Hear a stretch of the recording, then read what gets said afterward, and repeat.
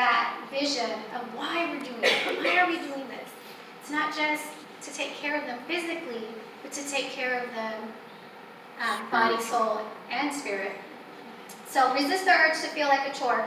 And for those of you who are in this stage, I have Matthew 25:40 for you. And this is to encourage you while you're mothering these infants. And we'll wait for that to come up. But I wish I could tell the me back then that had all the little ones running around that one day I'll wish that I had them that close, because now my kids are older and they're not always around. And I do miss that. I don't miss all diaper changing, but I miss having them close. And I wish I could tell myself it's going to be okay. Even though you're too tired to put your own pajamas on right now, you'll get through it. So Matthew 25:40, this is for you moms if you're in this stage. And the king will answer and say to them, And the king will answer and say to them, it's a different version, sorry. Assuredly I say to you, inasmuch as you did it to one of the least of these, my brethren, you did it to me.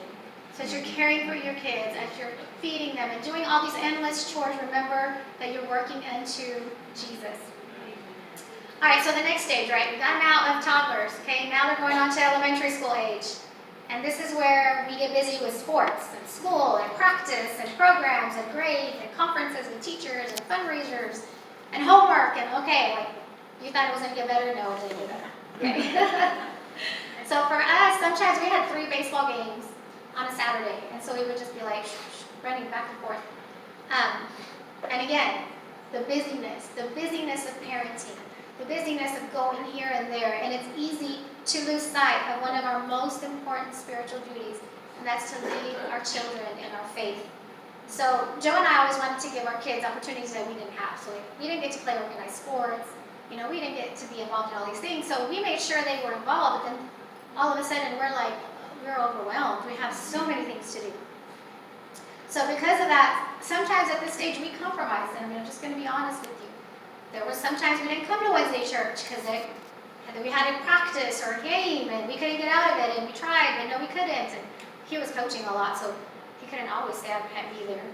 And then one time, Nicholas, who's my second oldest, he was maybe 6 at the time.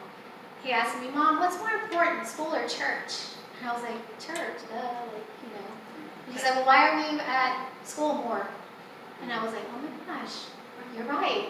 Well, that's just the way it is. That's just the way it's worked out. But what really struck me wasn't necessarily that, okay, I'm not going to send you to school for 5 days a week. I am. You're going. But that he was watching and he was paying attention.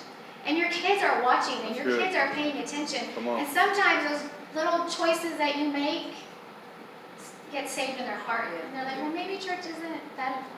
Maybe I can just one day not go. And you don't do it on purpose. We didn't do it on purpose. Right. But it happened. And they get that message, and then sometimes later they have to make their own choice. Good. So if you're in this stage and you're running around, I understand, I've been there, okay? There's no judgment here because I'd be pointing the finger at me. You don't have to do it all. Really think about what you want to do. What do you want your kids to grow up with? What is the most benefiting to their everlasting soul, right? Right. They're going to see what's important by your actions.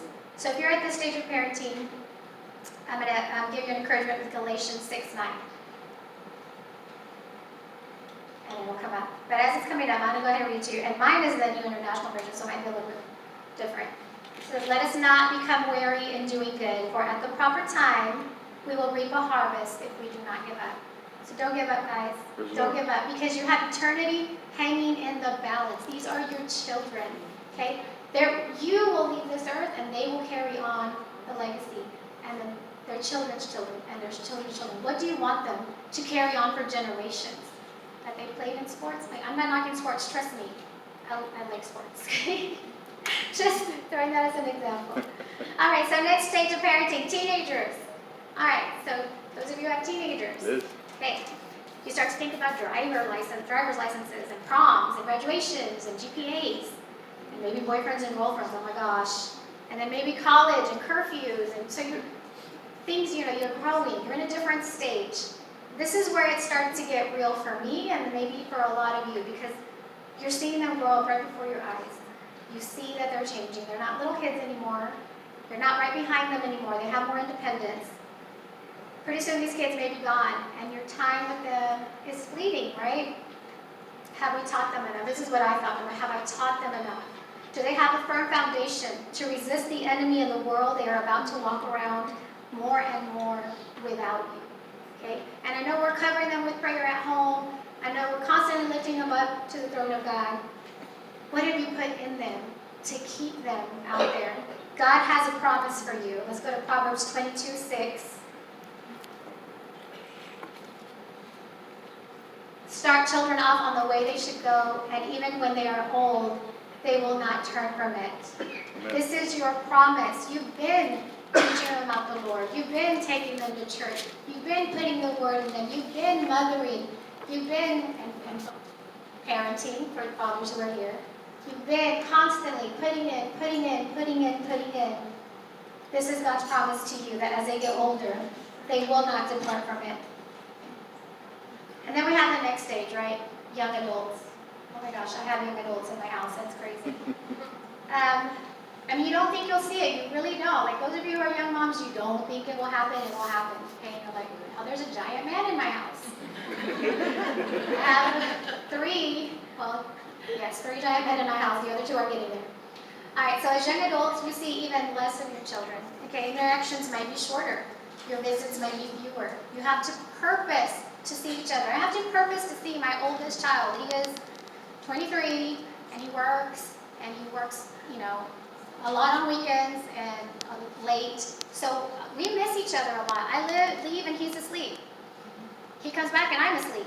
And so we literally sometimes don't see each other. And this is where I'm constantly, and I have learned at this stage, I'm constantly just lifting them up, covering them in prayer. Lord, wherever they go, there's a hedge of protection around them. Lord, I thank you that you open doors that need to be opened and close doors that need to be closed. And I thank you for right relationships and just continuing to pray, because he's not here anymore. And that's what you miss as kids grow up. They're not here. And at first, them being here all the time drives you crazy. And you think you can't ever get past this stage. But then they go. And then you're like, oh my gosh, I miss having them here. So now that I have Judah and he's 12, like, I'm constantly like, hanging on to him, right? He's my baby. So you're going to start to talk about them moving out, and marriage, and jobs, and careers, and children, and maybe now, and then once they go, their own problems that you find out about. And this is where you launch them out. Will they fly straight? Will they hit the mark? Let's look at Psalms 127:3-5. God's promise for you, and this is where your kids are. We'll go verses 3-5. Children are a heritage from the Lord, offspring a reward from him. Like arrows in the hands of a warrior are children born in one's youth. Blessed is the man whose quiver is full of them. They will not be put to shame when they contend with their opponents in court. You're not going to be put to shame. God's word does not return void. Amen. You've been faithfully putting into your children. You've been faithfully ministering to them. Now I see, oh my gosh, all this time I was ministering. I'm just doing my job. I'm just doing what I was called to do. These kids came in the world, here they are, I'm here to take care of them. But I'm ministering to them. You're ministering. So don't lose faith, moms, dads, help your wives as they're ministering to your children. Work together, work as a team, bring them up. It's not easy to raise children after God. We have an enemy who is actively trying to take our children. Yeah. And so all of you who are here today, thank you for being here. I know that you know where your strength comes from. It comes from here, and you're here to get built up so that when you're there and everywhere else, you're ministering, you're feeding, you're lifting them up. So one thing